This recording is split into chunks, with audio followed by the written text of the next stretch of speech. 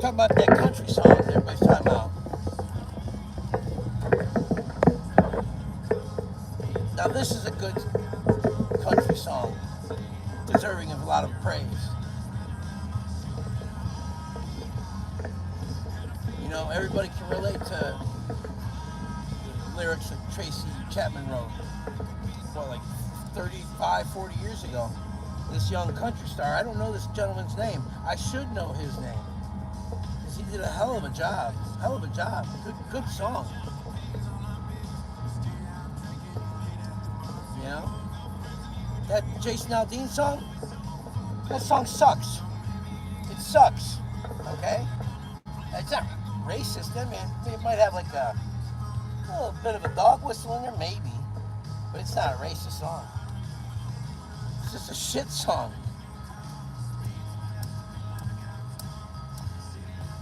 Now this guy, he went out and took basically a folk song and made it his own, man. What a beautiful cover. The only thing that could have made this any better is if Tracy Chapman maybe could have joined him on like the last chorus.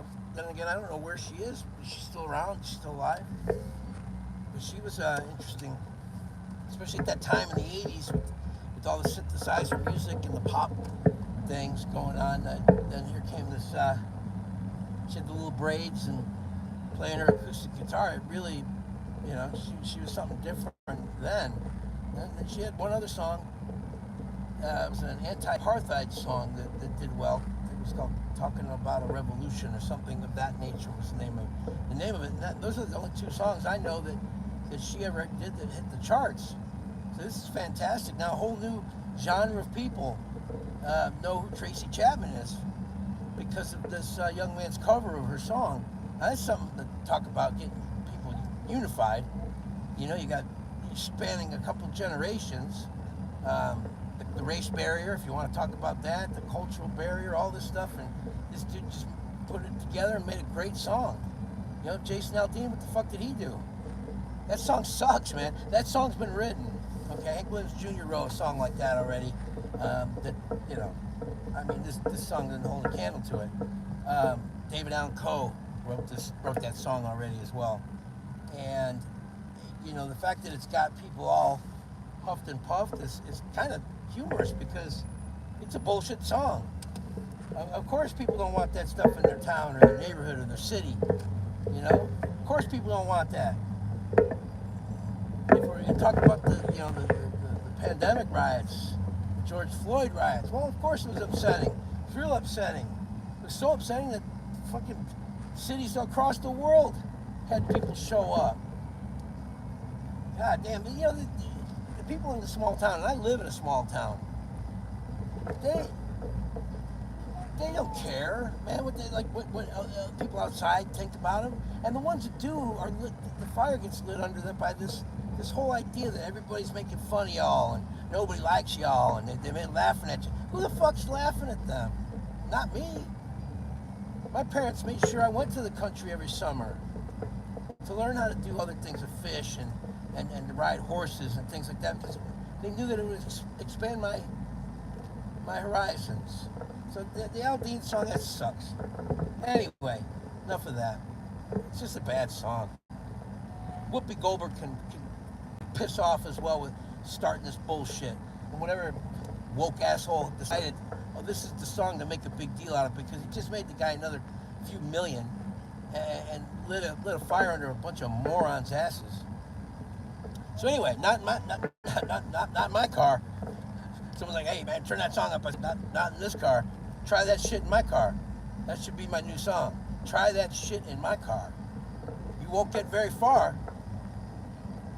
Anyway, I can't wait till the real legal problems of Adam Aaron kick in. And that's going to be with Highcroft Mine. That's going to be where it is. Who the hell, you crying poor just a couple of years after you gave Nicole Kidman $65 million so you could smell her shoes? You sick, you weirdo. You know, to satisfy your fetish with her, that cost us $65 million. You got them shitty credit cards and that stale-ass popcorn with the greasy, you know, the recycled butter and all that crap. This guy's done nothing. He's an embarrassment, really. I mean, he's made his friends money, and they probably all love him, but man, no honor, nobody, no honor. Like no way to look back on his life and say, you know what, I did the most good I could. No, you didn't. You haven't done any good. You fucked a bunch of people out of their money, lied, misled. No honor. I don't know how, and not to mention he's contributed to this culture of like these Marxist assholes who think all business is bad, all CEOs are criminals. Oh, look what they do, look what they do. That's not how it is. That's not how it is. But Adam Aron has definitely solidified those views in the minds of some mental midgets. Maybe he's done nothing good. He's out here asking for money again. Man, fuck out of here, man. It's time for tough love with the old silverback or the silver snake. Tough love, man. Like with junkies, you can't keep giving them money. They'll show up all the time. They always show up. Oh, this happened. No, look, man, I don't have any money for you. Go get cleaned up, man. When you get cleaned up, maybe we'll help you out. I mean, doesn't that make sense? I see that a couple people are watching. Whoever it is, thank you for joining us on our ride home. I haven't been doing much. I got 3 jobs. Oliver's Papa's working 3 fucking jobs now. I mean, they equal maybe 1, but that's because of my availability is so weird. Now, in a couple weeks, when Oliver goes back to school, that's when I really hit it. And one of them's paying fairly well. I'm gonna be all over that shit in the AM hours. That's kind of like kind of like an employed thing, 1099 and all that. So I'm gonna permits. You can't drive around here selling fancy cappuccinos and shit like that. Just it's not that no. It's going to be a real basic thing. I'm using a couple of Oliver's mother's recipes, so we'll have like a Norwegian twist on stuff. And what I'm going to do is, it might take 6 months to build the thing. I mean, I'm piecemealing it. I'm building it myself. And what I'm going to do is that will eventually be my morning job. In the summer, Oliver can come with me. Oliver and the dog come with me. That's the plan, and I've already started it. I got to do something. I got to work for myself at least half the time, and make some decisions and try to get some good money together. Got some things happening here. I got used to working for myself when I was in Norway, and that changed when we came back here, didn't it, Oliver? Oliver's in the back seat. Yeah, he's having some French fries, some delicious fries. What's that, baby? Sandwiches? Well, you're having French fries, but you can have a sandwich when we get home. You can have 10 sandwiches. You want sandwiches? There's, I think it's the Hungry Caterpillar, where it's hot sandwiches and chocolate cake. That's what he said for like a week. Yeah. So life is good. I hope everybody's being treated well by life and the universe and whatever you believe in. Right now, I'm headed through Nixa into downtown Ozark, which one of these days I'm going to spin this camera around and show you this little town. It's not a little town anymore, but the outskirts of it and where we live at it's still got that small town feel. And yeah, you know what? Jason Aldean's right, man. People say yes, ma'am, no, sir. A lot of people say grace. A lot of people here, believers in the Christian faith. A lot of gun owners. You don't have to turn everybody against each other. Most of us don't give a fuck what the other person is doing as long as they don't step on our toes. Dumbass song. Whoopi Goldberg, Jason Aldean, Adam Aron. Oh, God. Really, this is the best we have. We don't even have culture wars worth a damn. But anyway, There's a beautiful trailer up front, 3 cars ahead with horses in it. Did you know that some of those horse trailers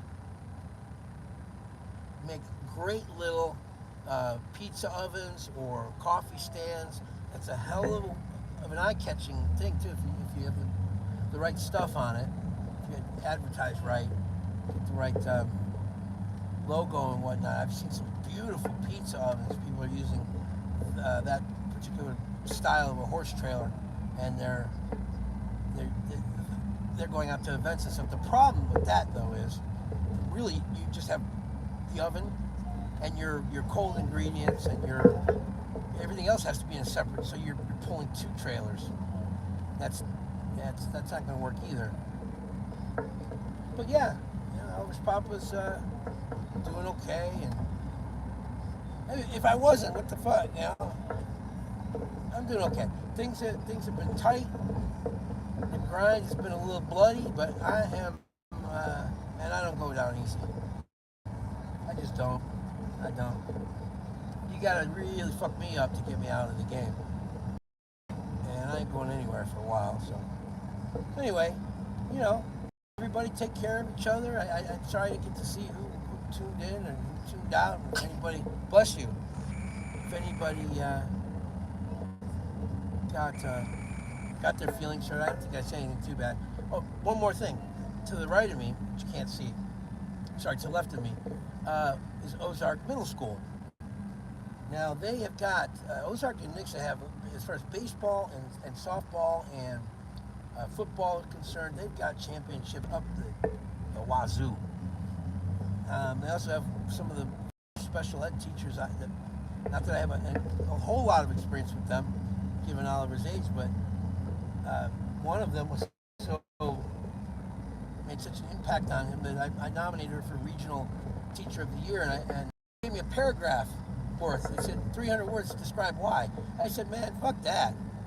I said, you want me to explain the impact that this teacher's had on our lives with 300 words?